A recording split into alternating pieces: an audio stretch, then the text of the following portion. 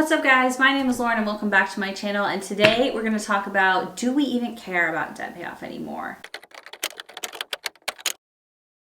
I actually have received several comments lately, and I think it's totally fair because we have not put as much money towards debt lately, especially this year, and there's a lot of reasons why, and I talked about that a lot more in like my last debt payoff update. But inflation's high, our income's down, we had a baby this year, like it's just been a tough year financially.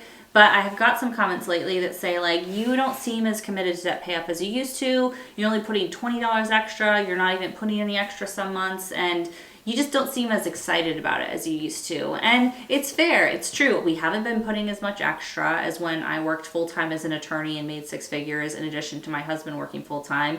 It's just the money isn't there to do that. And it was much more exciting when we were able to put $2,000, $3,000, $4,000 extra in a single month to debt payoff. And now we're able to put like $20 extra. It's just kind of like wah, wah. Like it just feels way less exciting, and it may feel like we're less committed to debt payoff because we are going so much slower. So with all that said, like, is debt payoff even a priority for us anymore? And I want to get into it. We are 3 years into our debt-free journey, my husband and I, and we have gone back and forth over time as to how much we're going to make debt payoff a priority while we're paying off debt. Like, are we going to put everything to debt? Are we going to put most to investing and just pay the minimums? And we've gone back and forth and kind of had like a change of heart here and there of how much we're going to prioritize debt payoff. And at this point, we're down to just one student loan. It's my husband's student loan from his grad school program. He got an MBA, and we have $76,000 left on that debt, but the interest rate is only 2.8%. So in this high interest rate environment, in a situation where that's our only debt, we don't have any credit card debt, we don't have car debt, we don't have any other debt. Well, we've got our mortgage, but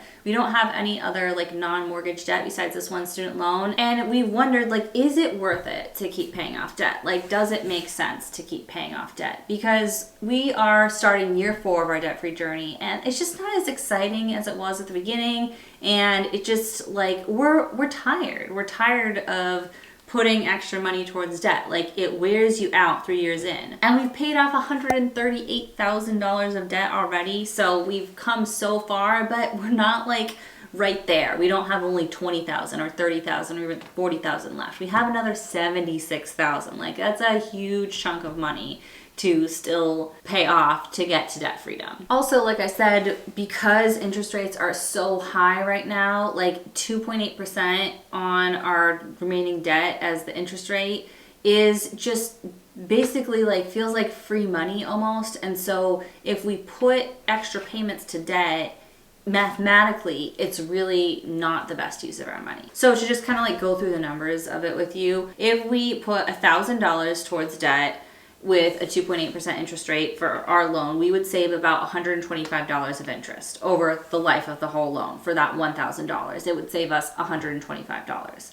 In comparison, because we're in our mid-30s, if we put that same $1,000 into an investment, just like in a total stock market index fund, for example, and it had an average rate of return like what the stock market usually averages, that could turn into about $8,000 by the time we turn 65. So that same $1,000 could save us $125 in interest or turn into $8,000 if invested. So it's a pretty big difference. Like, it doesn't seem like it makes sense to keep throwing extra money at this debt if you just look at the math of it. So those are the numbers. If you just look at the numbers, then obviously it doesn't make sense to throw extra money towards debt. But money isn't just about math, right? It's about emotions. I would say it's at least 50% emotional, if not more. If we were able to just do the most mathematically efficient thing with our money, a lot less people would have financial problems or be in debt and all that kind of stuff. So obviously money is not just about the math, it's emotional too. So to me, like, my kind of test is what's gonna make me feel best when I go to sleep at night? Like, what is gonna give me the most peace when I go to bed at night? And for me, continuing to pay off debt is going to give me peace. Now, I don't want to do it at the expense of investing completely because I am 35, going to be 36. Same thing with my husband. He's going to be 36 in like a month. So we are in our mid to late 30s, heading towards late 30s, and we have not saved as much for retirement or invested as much for retirement as we would like at this point. We do feel behind on that as well. So we do want to make investing part of our overall financial plan. And we're not willing to just give it up to go all in on debt payoff going forward to get there faster. However, we're also not just going to only focus on retirement and just totally abandon our debt-free journey either. Because even though the numbers and the math don't make sense as much at this point, like that's not the only thing that's important, and that's not what's going to help me sleep the best. What's going to help me sleep the best at night is knowing that we're debt-free and investing and, accomplishing all our financial goals. So we have decided to continue with our debt-free journey. Obviously, we are not giving this up until we're debt-free, and it might not go as quickly as we have other years, but we are going to keep marching forward and keep making extra payments on our debt, even though we know it's not the most mathematically correct thing to do. And the thing is, also, it may be the best thing mathematically at the end of the day, because if we don't pay off our debt and then we just get demotivated with our finances in general and we fall off and we end up wasting money, then it would have been better just to stay on our debt-free journey. So there's other factors to consider. You can't just look at your money in isolation of your whole life, and just you have to look at the whole picture when you're making these decisions, and that's what we've done, and that's why we've decided to continue paying off debt. The other thing about the math is one of our goals is to retire with it depends. We go back and forth on what we want, but ultimately, I hope that we retire with somewhere between $5 and $10 million, and that's a really big goal, but I think it's not totally out of the realm of possibility for us with different things we are planning for the long term. So if throwing extra money to this debt means that when we retire, we have 6.2 million instead of 6.8 million or something like that, that $600,000 or whatever the number would end up being, that's a large amount of money. But when you're looking at such big numbers, 6.2 versus 6.8 million, I don't know that I would feel that much more prepared for retirement if I had that 6.8 million versus the 6.2. I don't know that I would really care at that point about that difference. So if all goes to plan with our retirement and investing strategy besides our debt payoff, then that difference of a few $100,000 doesn't really matter. And for example, there's a bunch of creators in the personal finance space that I know have paid off their mortgage. And paying off your mortgage with a low interest rate, again, it's not the most financially mathematically efficient thing to do, but they've done that and it's given them peace of mind, and then they have that payment amount freed up to just throw towards investing. So again, it's about the emotions of it, what's going to help you sleep at night, what's going to make you feel the best at the end of the day. So with all that said, if you watched my 2023 annual budget, you'll see there really wasn't any extra money in that budget to make payments. Oh, that's great, you want to make extra payments, but I saw your budget, there's no money for it, you didn't allocate any money for it. That is true, but what I did in our annual budget is I tried to be really conservative as to what I thought we were going to earn for the year instead of overestimating like I did for 2022 and totally stressed myself out. So I'm hoping that that's worst case scenario, that annual budget, and I'll link that video below if you want to check it out. That goes through in detail every single line item in our budget and what we plan to spend for each category for the entire year.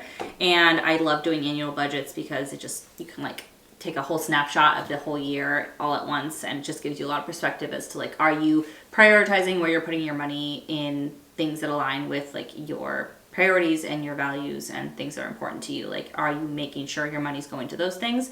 But anyway, so yeah, in that budget there was no money for extra debt payments, but I think that's, like I said, worst case scenario. So what are we going to do with our money? I want to dig into specifically what is our plan. Yeah, we're going to make extra debt payments and we're going to invest, but how are we going to break it up? So this is what we're planning to do this year for 2023. First of all, we're planning to make all our minimum debt payments. That's a given, but it's something we don't take for granted that we're affording our minimum debt payment, and that's going to allow our debt balance to go down every single month. Second, we are going to get the employer match on my husband's 401k, so contribute enough to get the amount for the employer match, and that way we can take advantage of that free money or whatever. Third, we are going to exercise the stock options that we have because we want to make sure, timing wise for taxes, that that's done this year.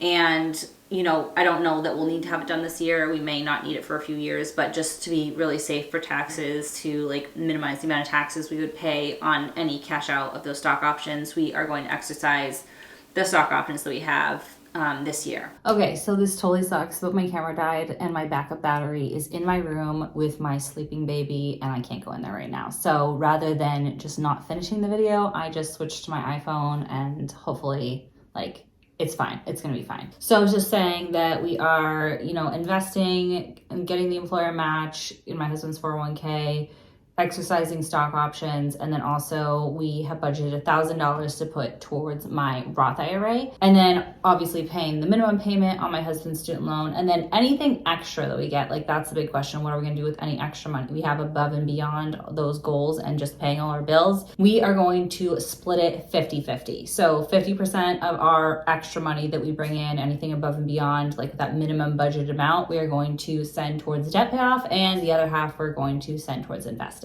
which is probably going to go towards my Roth IRA until we can max it out, if we can max it out. And then after that, we'll figure out where to send more extra. If we get to that point, then that'll be a good problem to have, that we'll have to decide where do we send that extra money. So that's our plan for the year. We're going to invest in certain things that we feel really strongly about investing in. It's not going to hit 15% of our income unless we make more money, and then still it may not even hit 15% of our income, which is an ultimate goal, to invest at least 15%.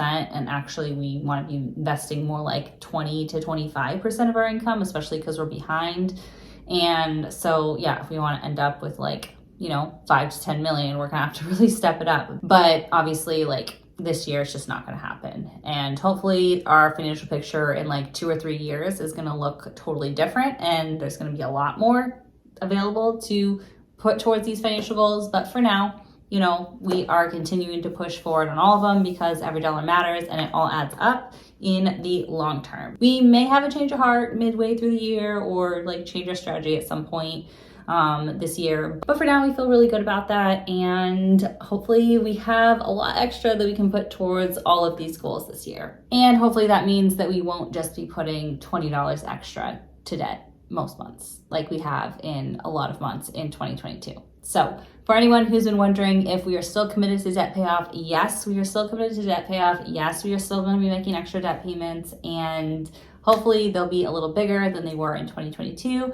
and we will continue to make progress towards that goal of debt freedom. If you're also paying off debt, comment below. Let me know what is your strategy for 2023 for your own debt payoff. If you like this video, make sure you give it a big thumbs up. It really helps me out. And if you want to see more videos like this and follow along with our debt-free journey, paying our debt all the way down to zero, then hit that red subscribe button, and I will talk to you guys soon in my next video. Bye.